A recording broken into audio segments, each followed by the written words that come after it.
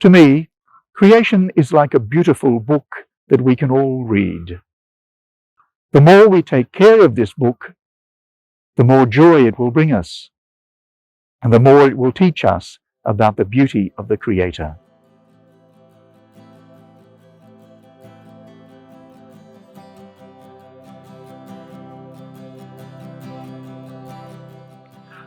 Lake Wendouree is one of the most popular places in Ballarat.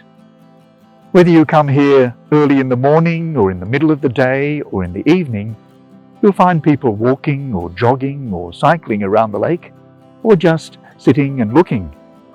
People of all ages enjoying the fresh air or the sight of swans on the water or the colours of the sunset. I'm one of those people. I like to come to the lake. I enjoy the beauty of creation that we find here, beauty all around us. I also find that this experience can lift my mind to God. To me, creation is like a book. When we read a book, we can learn something about the author.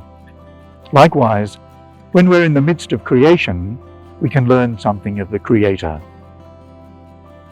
The Scriptures speak about the beauty of creation and how this beauty can point us to the beauty of God. In one passage we read that some people have been so captivated by fire or wind or water or the circling stars that they have thought that these must be gods. Then we read, "If charmed by their beauty, they have taken these for gods, let them know how much more beautiful is the Creator who is the source of all this beauty. If they've been struck by the power and energy of wind and waves, let them consider how much mightier is the one that formed them." It is like a beautiful book that we can all read. The more we take care of this book, the more joy it will bring us, and the more it will teach us about the beauty of the Creator.